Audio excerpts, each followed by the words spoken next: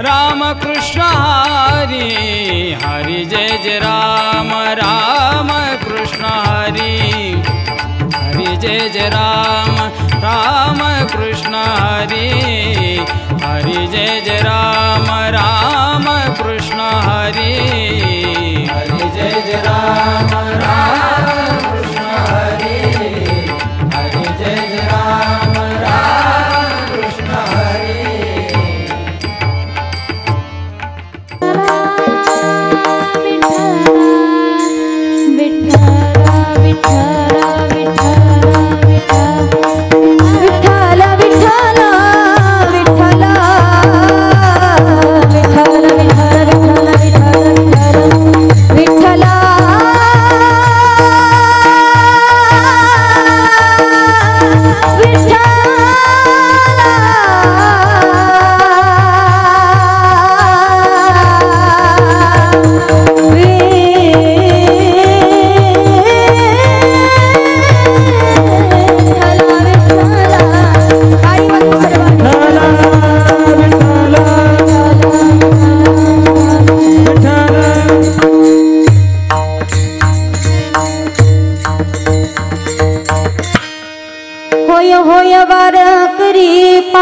पाहिरे पंढारी काय करावी साधने फळ अवघेचेन अभिमान नुरे कोड अवघेची पुरे काय करावी साधने फळ अवघेचेन तू का म्हणे तू का म्हणे डोळा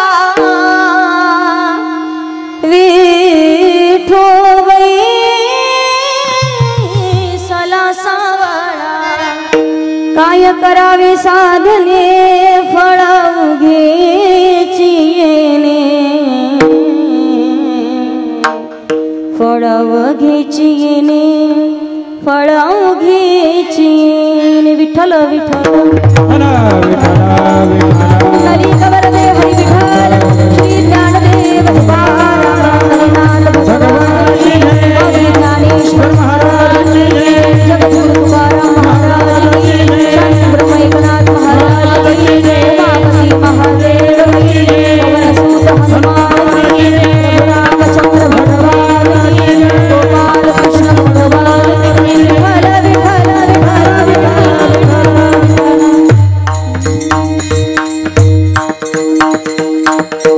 महायोग पीठे तटे भीमरत्यावरं पुंडरीकाय तुम मुनींद्रे समागत दिष्टंतमानंद कंदम परब्रह्मलिंगम भजे पांडुरंगम पांडुरंगा करू प्रथम नमन पांडुरंगा करू प्रथम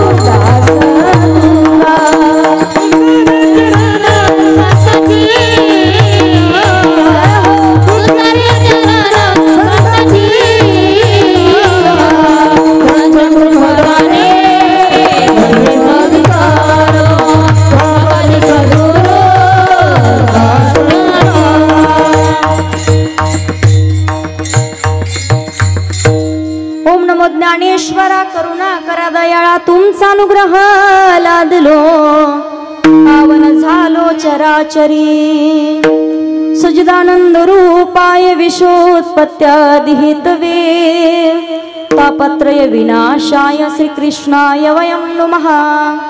मनोजवं मारुततुल्यवेगं जितेन्द्रियं बुद्धिमतां वरिष्ठं वातात्मजं वानरयूथमोख्यं श्रीरामदूतं शरणं प्रपद्ये।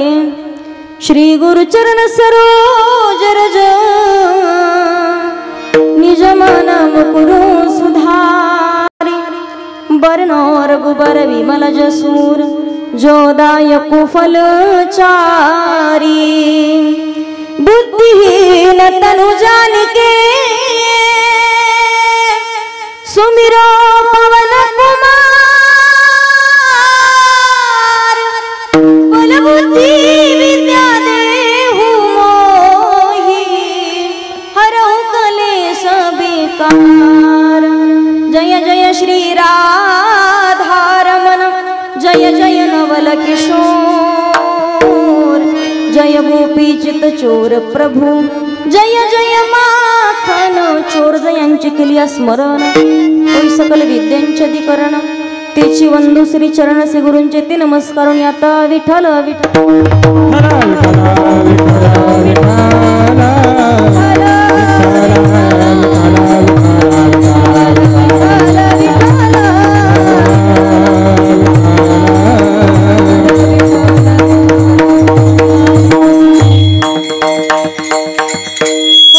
वारकरी पाहे पाहे रे पंढरी काय करावी साधने फळ अवघेची येणे प्रस्तुत। प्राप्तस्थळी प्राप्त प्रसंगी कीर्तन रूपी सेवेकरता निवडलेला अभंग। महान भगवत भक्त श्रीमंत संत वैराग्याचे मूर्तिमंत पुतळे जगद्गुरु तुकोबराया यांचा 4 चरणाचा अतिशय उत्कृष्ट असा अभंग आहे। अभंगाकडे वळण्यापूर्वी अल्पसहा पर्याय द्यायचा तो म्हणजे असा। ब्रह्मांड नायक जगत चालक जगाचा नियंता परमपिता परमेश्वर की ज्या भगवान प्रभूच्या सत्तेने अखिल विश्व चालतं। वृक्षाचे पाणी हाले ज्याची सत्ता की वागतीर भरता प्रभू साक्षी निवासा शरणम सुरत प्रभो प्रलय स्थानम निधानम विजम्मव्यम। नाहीतर मौली ज्ञानोबारे सांगतात म्या बोलविल्या वेदू बोले म्या चालविल्या सूर्यो चाले म्या हालविल्या प्राणो हाले जो जगाते चाळीता। ज्याच्या सत्तेशिवाय वृक्षाचं पानही हालू शकत नाही अर्थात ज्याच्या सत्तेने सर्व सृष्टीची उत्पत्ती आहे। भगवान परमात्मा स्वतः सांगतात एकोम बहुश्याम एकलेने कंठीची म्हणून या येणे निर्माण केली 14 भुवने। भगवंताच्या सत्तेने सर्व सृष्टीची उत्पत्ती आहे। म्हणून या पृथ्वी तलावरती ज्या दिवशी ज्या जीवाचा ज्या व्यक्तीचा जन्म झालाय त्याच दिवशी त्याची मृत्यूची वेळही ठरलेली आहे। कोण कधी जाईल सांगता येत मृत्यू हा अटळ आहे। कोण कधी जाईल सांगता येत नाही। म्हणून अतिशय अनमोल असा नरदेह 84 लक्ष योनीचा फेरा फिरून आल्याच्या नंतर पाप पुण्य समान असेल तर माणसाचा जन्म आहे। दिलाय कशासाठी देवे दिला देव भजना गोमटा तेव्हा याच देहीकडे देवाचे भजन एकदा का वेळ निघून गेली परमार्थ करणं शक्य नाही। म्हणून संतांनी सांगितलंय तरणा भाग्यवंत आणि नटे हरी कीर्तनात का। तरुण हाच तरुण जाणण्यास योग्य आहे। म्हणून जोपर्यंत आहोत तरुण तोपर्यंत घ्यावा परमार्थ करून नाही तर जाताल मरून लोक टाकतील तुम्हाला पुरून। म्हणून परमार्थ करायचा का करावा जवळ हे सगळं सिद्ध आहे। हात चालावया पाय तव तू आपले स्वहित पाहे तीर्थ यात्रा जाये चुकू नको का। हा जन्मय पहा उपजेते नासे नाचले ते पुनरपे दिसे आणि हे घटिका यंत्र जैसे परिबरे वेगा। माणसाचा जन्म कधी जावं लागेल सांगता येत नाही। म्हणून अतिशय सुंदर केलेलं भव्य दिव्य पवित्र असं कार्यक्रमाचं आयोजन आहे आपल्या वेल्हाळे क्षेत्राच्या ठिकाणी। महाराष्ट्रातील अनेक नामवंत कीर्तनकारांची यादी आपल्या सप्ताहामध्ये आहे। ज्ञानानं वयानं तपानं अधिकारानं ज्येष्ठ आहेत सर्व कार्यकर्ते मंडळी। आणि विशेषतः आनंद एका गोष्टीचा वाटतोय पहा कार्यक्रमासाठी माझे सर्व तरुण बांधव एकत्रित आहेत। कारण सध्या पाहावं ज्या सप्ताहामध्ये तरुण बांधवांचं आयोजन नियोजन असेल तो सप्ताह कधी लहान आणि कधी साधा होऊ शकत नाही। मग सर्वजण एकत्रित येऊन करतायत। सर्व तरुण मंडळीसाठी जोरात टाळी वाजवा एकदा। सर्वांचे खूप खूप धन्यवाद। विशेषतः भगवान परमात्माच्या सत्तेने साधू संतांच्या कृपा आशीर्वादाने चालू असलेला अखंड हरिनाम सप्ताह आणि सप्ताहातील आज आपला कीर्तनाचा 11वा दिवस आहे। सप्ताहांचे नाव घेणं शक्य नाही म्हणून हरिभक्तपरायण सर्व चष्म्यावाले फेट्यावाले मिशावाले गंधावाले पदर घेतलेल्या बिना पदरावाल्या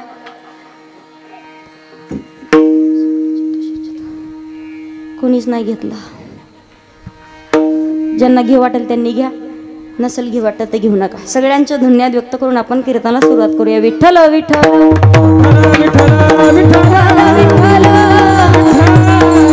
ऐका, अभंग जगद्गुरु तुकोबारायांचा अतिशय सुंदर असा अभंग आहे.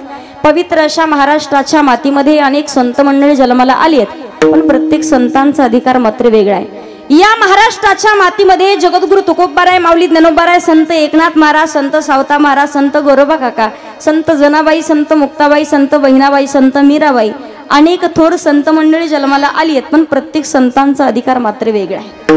इथे सांगू, प्रत्येक संतांचा अधिकार वेगळा आहे म्हणून म्हटलं जातं, पवित्र तिकुळा पावन तो देश, जेथे हरीचे दास जन्म घेती, जेथे हरीचे दास जन्म घेती, धर्म धर्म त्यांचा झाला नारायण, धर्म धर्म त्यांचा झाला नारायण. पवित्र ते कुळ पावन तो देश, जेथे हरीचे दास जन्म घेती. अनेक संत मंडळी जन्माला आली, प्रत्येक संतांचा अधिकार वेगळा आहे, पण या महाराष्ट्राच्या मातीला 3 जणांचं फार मोठं योगदान आहे. 3 सजावत देश को, सती संत और शूर, 3 लजावत देश को, कपटी कायर और क्रूर. आईनं संस्कार लावायचे, संतांनी संस्कृती सांभाळायची आणि वीरांनी देशाचं संरक्षण करायचे. माता माऊलींनो, माझ्या प्रश्नाचं उत्तर द्या. जेव्हा लहान लेकरू जन्माला येतं, सगळ्यात अगोदर त्या लेकराचा गुरु कोण असतं? मोठ्यानं बोला, कोण असतं? आई. आई जसे संस्कार लावाल तसं लेकरू घडतं, बरोबर? मग कुंभार मडकं घडवतो कुठपर्यंत? जोपर्यंत चिखल ओललाय. किती वेळा आकार देऊन, किती वेळा घडून त्याला मडकं मोडवता येतं आणि परत दुसरा आकार देता येतो, पण जोपर्यंत चिखल ओललाय तोपर्यंत.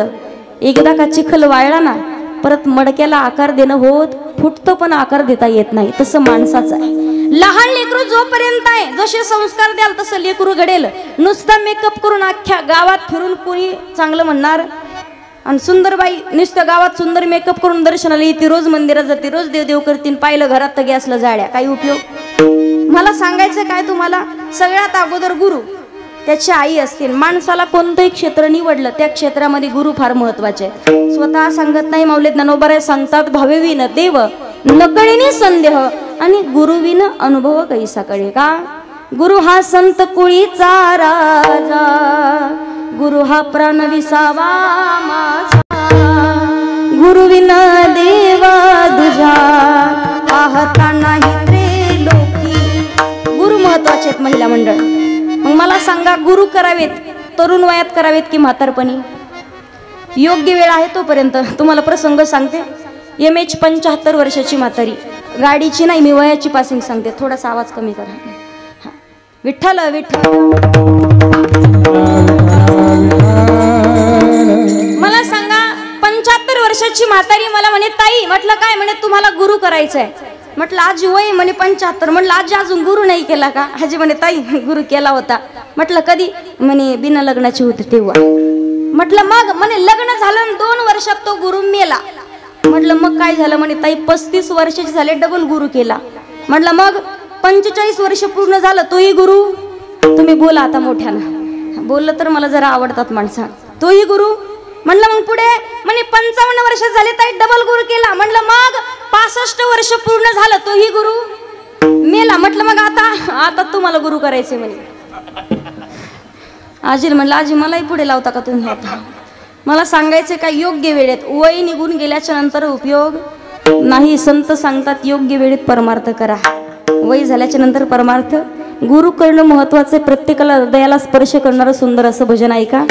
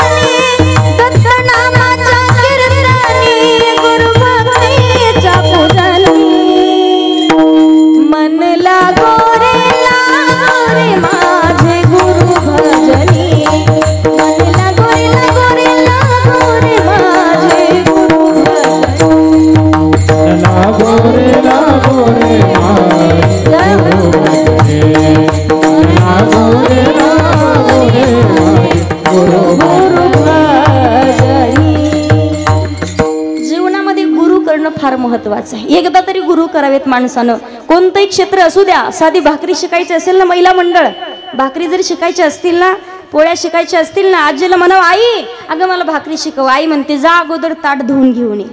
बऱ्याच दिवस तिच्या हाताखाली सेवा करावी लागते. ड्रायव्हिंग शिकायची असेल ना, अगोदर गाडी धुणं शिकावं लागतं. पहा, कीर्तन शिकायचं असेल ना, अगोदर सेवा करणं शिकावं लागतं. साऊंड सिस्टमची ऑपरेटिंग शिकायची असेल तर अगोदर साऊंड उचलायला शिकावं लागतात. कोणत्याही क्षेत्रामध्ये गुरु करणं फार महत्त्वाचा विषय आहे. गुरु करावेत. महिला मंडळ म्हणतील लहान लेकराचा गुरु आम्ही आहेत. मग गुरु आम्ही एवढी पात्रता मी तुम्हाला सांगू, स्त्री शक्ती सर्वसामान्य नाही आणि आपण कधीच कमी समजायचं. बाईने एका ठरवलं ना, किती वाईट मार्गाला मालक गेलेले असू द्या, योग्य वळणावर आणण्याचं काम फक्त बाई करते. पहा, तिने जर फक्त ठरवायला पाहिजे. किती बिघडलेलं घर असू द्या, योग्य मार्गावर घर आणण्याचं काम फक्त एकटी बाई करते. का? स्त्री शक्ती सर्वसामान्य नाही. भगवान शिव शंकराच्या जीवनामध्ये शिव शाला वेलांटी आहे. वेलांटी म्हणजे पार्वती मातेचं प्रतीक आहे. पहा, ही जर वेलांटी काढली तर खाली काय उरतं? बोला. शव. शव म्हणजे काय? प्रेत. प्रेत म्हणजे काय? मराठी ओरिजिनल शब्द त्याला मड म्हणतात. पहा, भगवान शिव शंकराला सुद्धा पार्वती मातेशिवाय शोभा नाही. स्त्री शक्ती सर्वसामान्य नाही. ती माई भगवती जगजननी जगदंबा आपल्या घरामध्ये रेणुका म्हणून आली ना, आपल्या घरातील रोगराई नष्ट करते. ती माई भवानी आपल्या घरामध्ये जर लक्ष्मी म्हणून आली तर धनदान करण्याचं काम करते. तीच माई भवानी आपल्या घरामध्ये अन्नपूर्णा म्हणून आली तर पोटातली आग शांत करण्याचं काम करते. आणि तीच माई भवानी आपल्यामध्ये जर सरस्वती म्हणून आली ना तर ज्ञान दान करण्याचं कार्य करते. म्हणून ये हंसावरती बसून शारदे मयुरावरती बसून करी घेऊनी आविला करी मंजुळा गायना ये सभेमध्ये हसून शारदे मयुरावरती बसून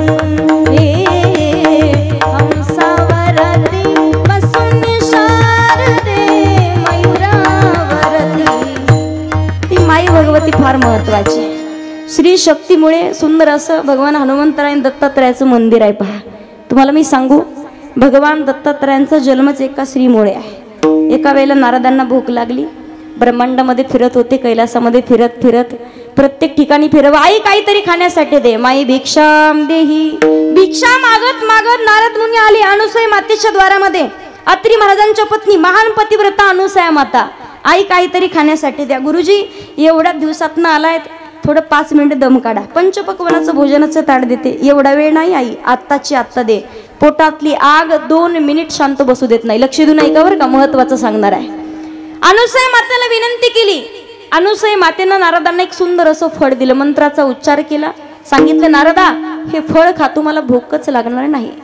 फळ खाल्लं, अनुसूया मातेचा अधिकार कायमची भूक मिटली. ब्रह्मांडामध्ये फिरू लागले कैलासात.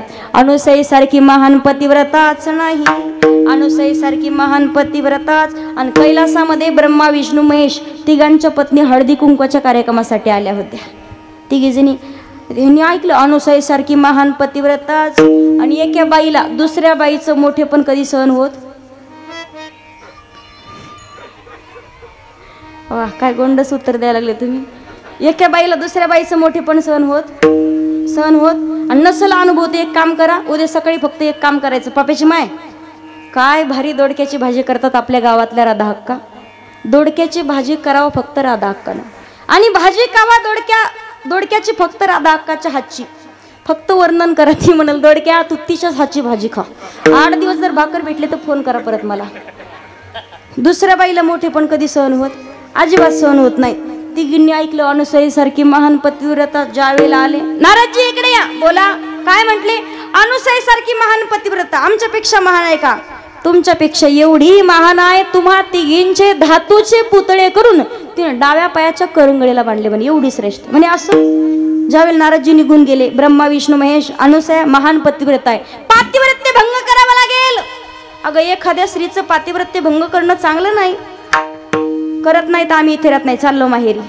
श्री हट्ट, बाल हट्ट आणि राज हट्ट हे हट्ट पुरवावे लागतात. पहा, ब्रह्मा विष्णू महेश साधूचा वेश धारण करून अनुसूया मातेच्या द्वारात आले. माई भिक्षा देही, आई काहीतरी भिक्षा घाल. अनुसया मातेनं पाहिलं, आत्ता जाते धान्य घेऊन येते, आई तशी भिक्षा नाही पाहिजे. मग नग्न भोजन दे. नग्न भोजन म्हटलं की डोळ्यात टचकन पाणी आलं अनुसया मातेच्या.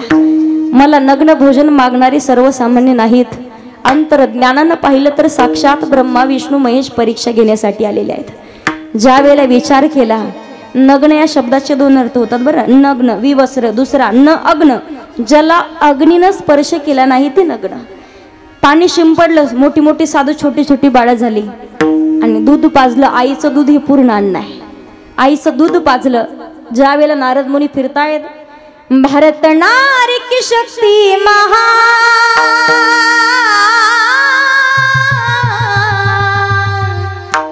भारत नारी की शक्ती महान महान महान महान, हार गए भगवान.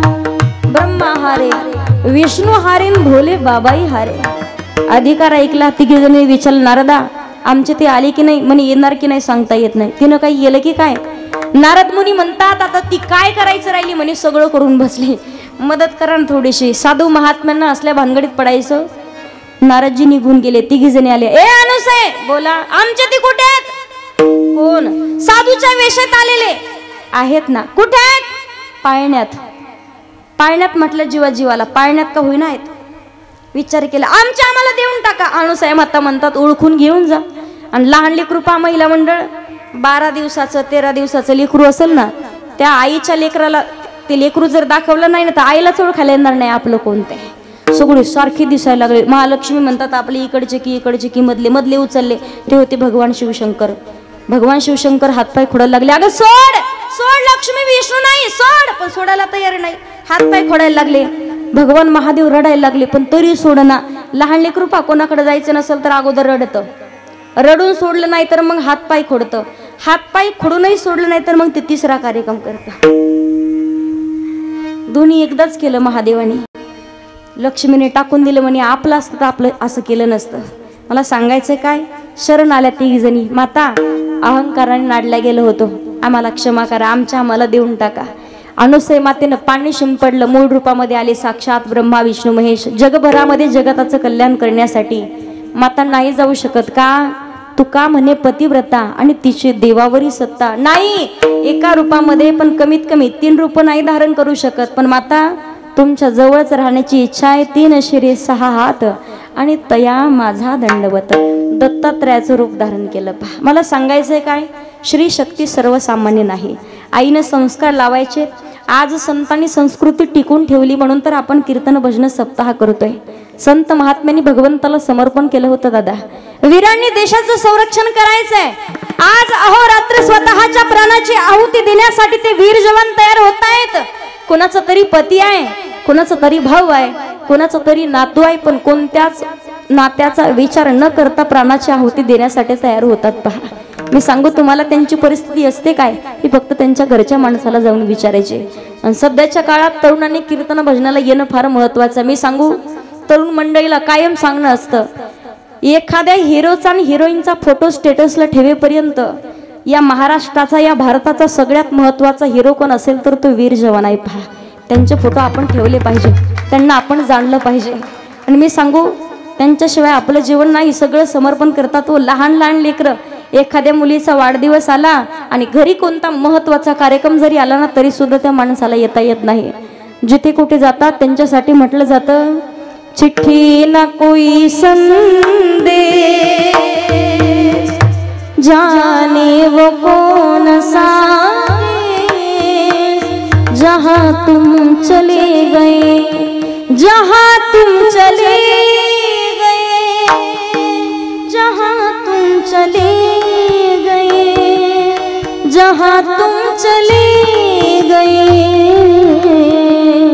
जहाँ तुम चले गए. सगळ्यात तरुण मंडळीला सांगणं आहे, सध्याच्या काळात रमेश भाऊ यांच्यासाठी कार्यक्रम कथा कीर्तन ठेवणं फार महत्वाचं आहे. कारण सध्याच्या काळात एवढी वाईट परिस्थिती आहे. आपला महाराष्ट्र आणि आज आपली संस्कृती ही लोप पावत चालली आहे. पहा, अधोगतीकडे प्रवास चालू झालाय आपला.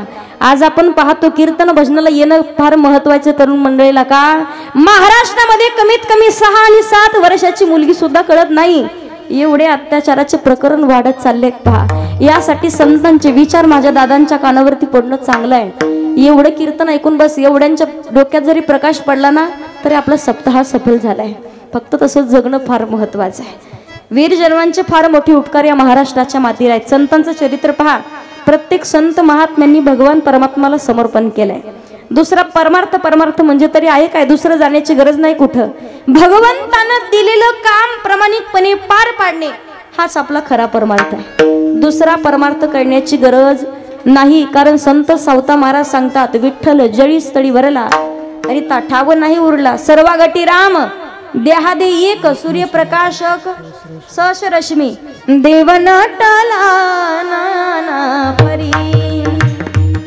भरुनी उरला चराचरी भरुनी उरला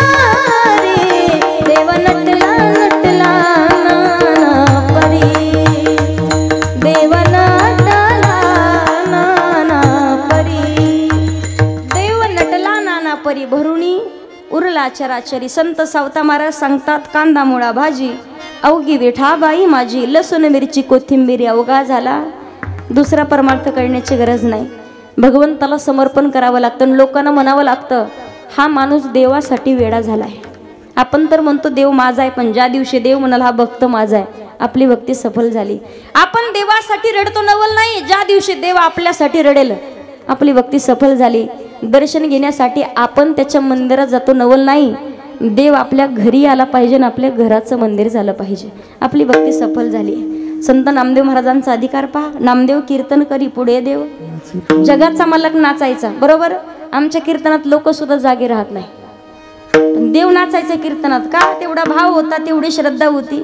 आता ते राहिलं खुशाल नाही म्हणताय मला सांगायचंय काय फक्त नाचला एवढंच नाही तर नाचता नाचता देवाचा गळला केव्हा गळून पडला याचंही भान त्याच्या पुढे सांगते नोहे हा सामान्य महिमा संताचा आणि नैवेद्य हातीचा महिला मंडळ जगाचा मालक नामदेव महाराजांच्या हातनं नैवेद्य खायचा बरोबर तुम्ही दाखवता का देवाला नैवेद्य खोटं बोलल्या तर एकमेकीच्या शेजारीची शपथ दाखवता का देवाला नैवेद्य खरं बोलता मला खरं खरं सांगा आजी भाजी करता का तुम्ही भाजीला शेंगदाणे घालता खोबरं नारळ घालता खरं खरं सांगा मला महिला मंडळ माझी शपथ घ्या भाजी करताना तुमचा हात किती वेळा तुमच्या तोंडाकडे जातो खरं यांना कळलं तुम्हाला नाही समजायचं काय ते मला सांगायचं काय आपण आपल्या अगोदर तोंडाला नामदेव महाराजांचा अधिकार आहे फिरविले देवळा जगमाजी ख्याती फिरविले देवळा जगा दूध प्याला आणि जगद्गुरु तुकोबारा यांचा अधिकार वारकरी संप्रदायाचं नाक आहेत वारकरी संप्रदायाचा कळस माणूसही सुंदर दिसतो पहा पण माणसाची सुंदरता त्याच्या नाकावरून ठरले जाते की नाही माणूस जेवढा नाकाला शेंडा जास्त तेवढा माणूस दिसायला तुम्हाला माझ्या नाकाकडे नाही पाहायला सांगितलं मी तुमचं विचारते आपल्या नाकाला शेंडा नाही पाहायचं नाही नाकाला शेंडा असावा की नाही म्हणता की नाही पप्याचे पप्पा अहो पप्पेला पोरगी पाहायला जा पण अगोदर नाका डोळ्यात आता म्हणतात कशी असू द्या पण पहिलं सांगते नाका डोळ्यात पाहतात का इकडे पोरी पाहतात महाराज पाहतात का पोरी पाहत भेटतात का वाईट परिस्थिती चालू झाली पहा माझ्या भावानं टेन्शन घेऊ नका तुमचं होईल कारण जे कीर्तन भजनात येऊन बसते त्यांच्या सध्याच्या काळात चांगलं आहे जरा बरं आहे त्यांचे होतात रमेश महाराज पण जे रोज या गल्लीतनं त्या गल्लीत बिना कामाचे मोक्कार फिरणार त्यांना उपाय सांगते त्यांनी फक्त भगवे कपडे घालायचे मोठे मोठे रुद्राक्षाच्या माळा घालायच्या असा आडवा भस्म लावायचा बम बम बोले टेकडीवाले कैलास किराच्या चिल्लीम भरायचा जद्दम लगाने आजा की चलो हिमालय के गुफा में आणि तुम्हाला जवळ हिमालय येतो मला सांगायचं काय तुम्हाला मुलगा नाक असावं पहा नाकाला शेंडा एक बाई एवढीच नाक भली मोठी नथ घातली मालक म्हणते पाप्याचा बाप अहो कशी दिसते मालकाला माहिती अख्ख्या वेळ लढ्यात आपलंच भूते पण सांगत पप्पेची माय आगा अख्ख्या गावात तुझ्यासारखी बाईच नाही नाकाला शेंडा किती सुंदर असू दे बाई काय करावे ती 32 लक्षणे आणि नाक नाही तेने वाया गेली नाकाला शेंडा असावा महिला मंडळ पुरुष मंडळ नाकाला शेंडा असावा, नाकाला धार असावी, फक्त धार नसावी. परत एकदा सांगू, रेंज मध्ये राहा. 5G ची रेंज पाहिजे इथं. नाकाला धार असावी फक्त, नाही तर काही काही जणांना 12 महिने पाऊस काळ चालू असतो.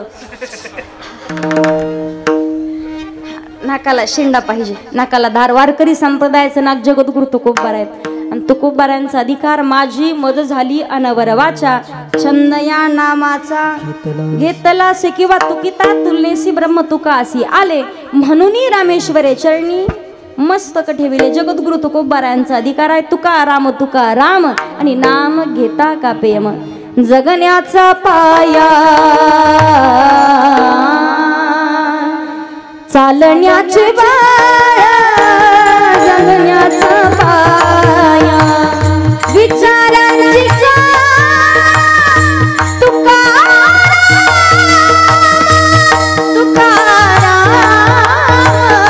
जगण्याचा पाया चालण्याचे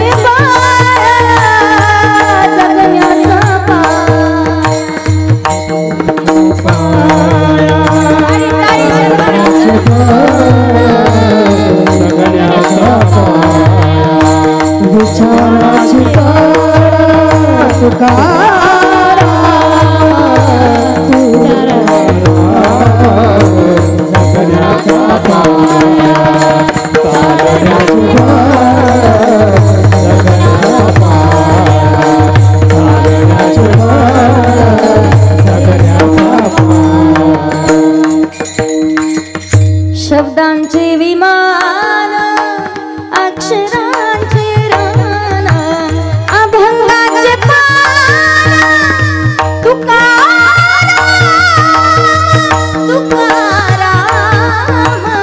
जगण्याचा पाया चालण्याचे बाळा जगण्याचा पाया. जगद्गुरु तुकोबबारांचा अधिकार आहे. अधिकार संपन्न तुकोबबारांना वारकरी विचारतात, महाराज तुम्ही म्हणता वारकरी व्हावं, एकदा तरी गळ्यामध्ये पवित्र तुळशीची माळ धारण करावी आणि एकदा तरी पंढरपूरची वारी करावी अभंगाच्या पहिल्या चरणी. होय होय वारकरी, होय होय वारकरी, होय होय वारकरी, होय होय वारकरी, होय होय वारकरी.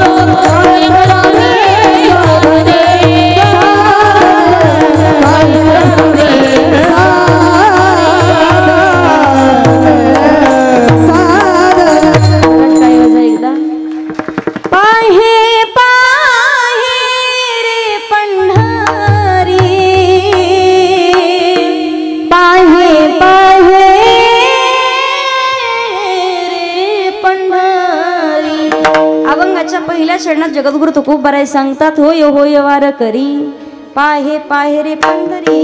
एकदा तरी मनुष्य देह धारण करून आल्याच्या नंतर वारकरी व्हावं लागेल. वारकरी होण्यासाठी काय करावं लागेल? तुळशी माळ गळा, गोपी चंदन टिळा, हृदय कळवळा वैष्णवांचा. गळ्यामध्ये पवित्र तुळशीची माळ, भाळावरती चंदनाचा टिळा आणि अंतःकरणामध्ये संतांविषयी कळवळा. वारकरी त्याला म्हणतात ज्याच्या मुखात भगवंताचं भजन, ज्याच्या गळ्यात पवित्र तुळशीची माळ. बरोबर. आता बरेच जण म्हणतील ताई तुमचं ऐकून आम्ही हो माळकरी, आम्ही हो वारकरी, पण लोक म्हणतील करून करून भागला. आणि चांगल्या मार्गाला जायचं असेल तर लोकांचे नाव ठेवलेले सुद्धा ऐकून घेण्याची दमक आपल्यात पाहिजे. मी तुम्हाला सांगू, लोक त्यांनाच नाव ठेवतात जे चांगल्या मार्गाने वाटचाल चालू असते, जीवनात काहीतरी करतात. जे लेकरा बाळांच्या जीवावर बसून खातं त्याला कोण नाव ठेवणार आहे? बरोबर. लोकांनी किती नाव ठेवू द्या, पण जगद्गुरु तुकोबाराय म्हणतात निंदकाचे घर असावे जिल्ह्यात. खोटे पाहिजे? किती नाव ठेवू दे लोकांनी, पाठीमाग मागे झाले पाहू नका, पुढे जामीन आहे तुका. जगद्गुरु तुकोबाराय सांगतात आता आपण सुधारणं महत्वाचं आहे. मग राहावं कसं सांगते? जीवनामध्ये मोठं व्हायचं असेल, योग्य मार्गाने वाटचाल करायची असेल तर डोक्यावर बर्फ आणि जिभेवर बर्फ ठेवावं लागेल. याचा अर्थ काय? डोकं कायम शांत ठेवा आणि तोंडानं कायम गोड बोलत राहा. सगळं जग तुमचं आहे, फक्त तसं जगता आलं पाहिजे. माणसाने कसं जगावं सुंदर असा प्रसंग सांगते. कधी तुम्ही ऐकलाही नसेल, परत एकदा ऐका. विठ्ठल विठ्ठल